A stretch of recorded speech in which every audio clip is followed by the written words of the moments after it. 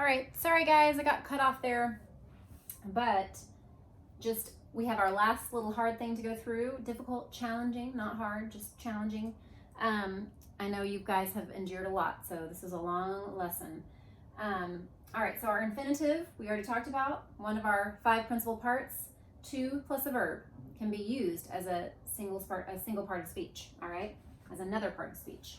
So we have a few examples here of how it can be used as a noun, adjective, or an adverb, all right? In this case, to write is fun, all right? I know you all think that. To write is fun. To write is my to plus a verb, right? That's my infinitive form of the verb. I'm not saying write is fun, I'm saying to write is fun, to plus a verb. So in this case, what is fun? If I ask my question, my subject question, what's my answer? What is fun? To write is fun. So to write is being used as the subject, really a noun, okay? Now, in this case, I love to diagram. I know many of you think that, right? I love to diagram. All right, I love, what's my question? I love what? Usually that's my direct object question, right? Well, I love what? I love, not I love diagram. That sounds silly, right? I love to diagram. There's my infinitive, my to plus a verb. In this case, it's being used as a direct object, a noun, you know. So I love what? I love to diagram. That's a verbal. That's our infinitive. All right, so number 3, I need a strong verb to use. All right, I need what? I need a verb, and I'm saying, what kind of verb?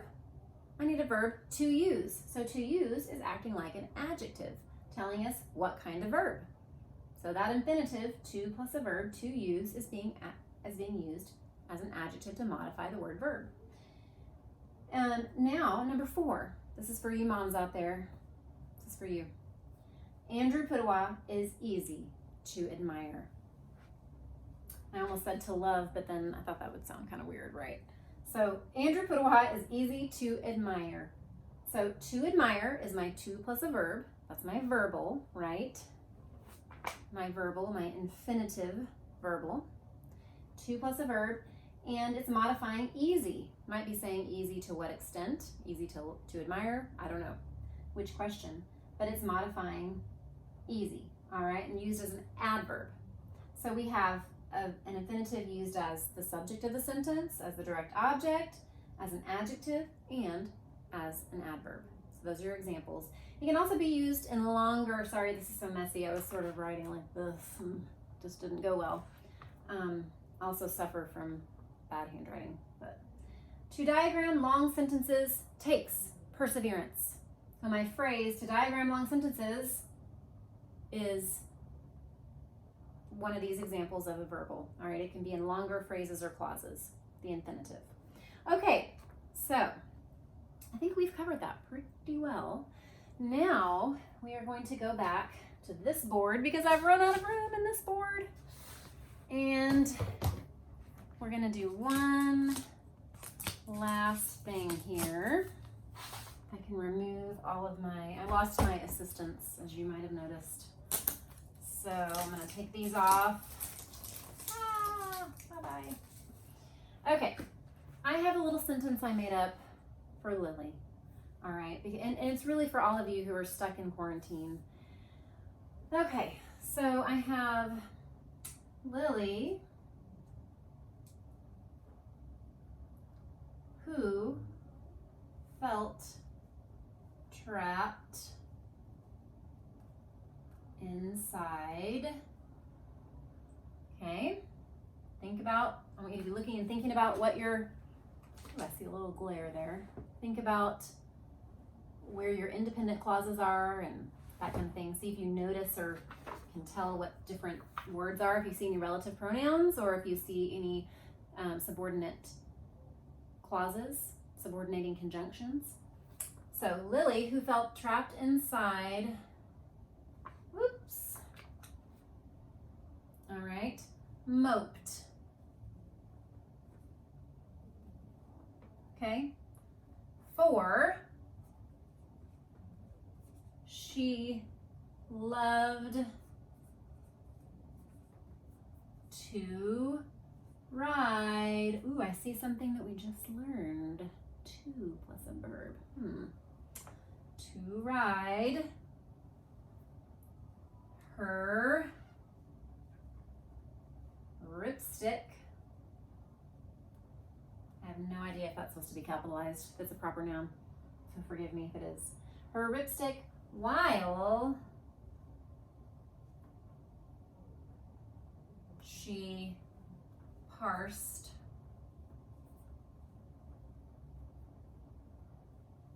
sentences. Now, what we're about to do is parsing sentences. We're labeling it, okay? We're taking it apart, just in case you're wondering what that means.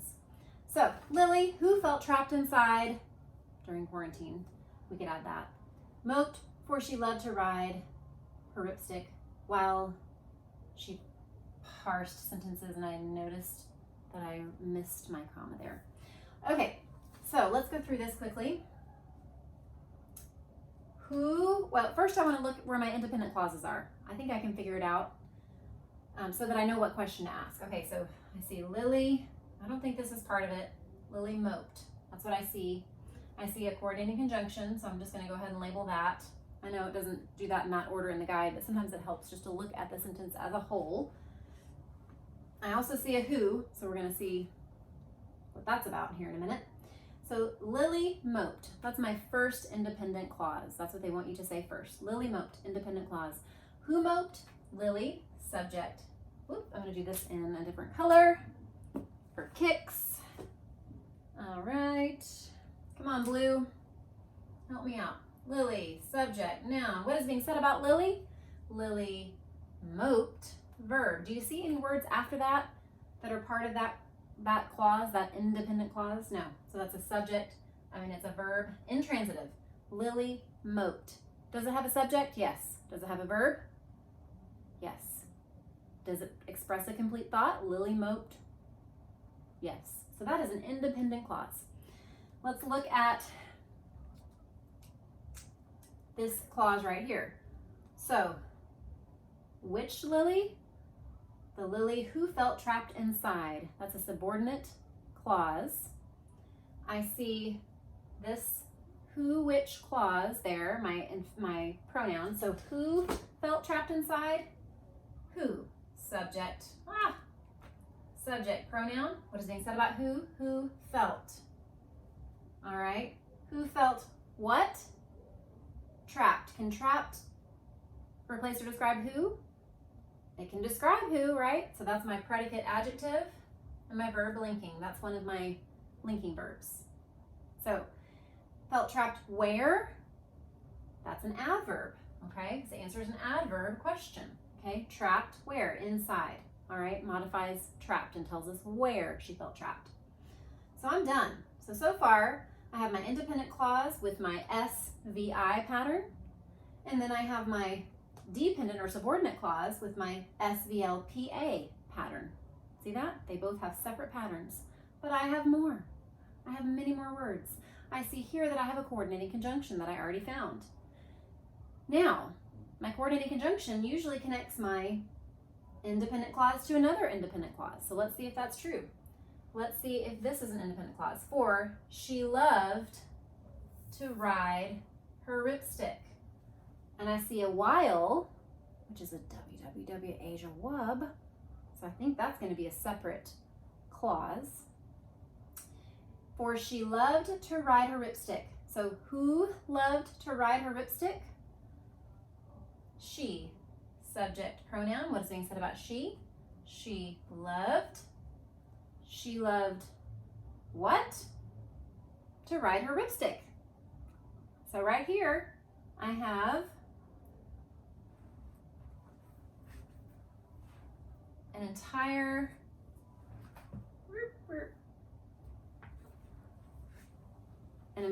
phrase that answers my direct object question, right? So this is going to be direct object. She loved what? She loved to ride her ripstick. Okay?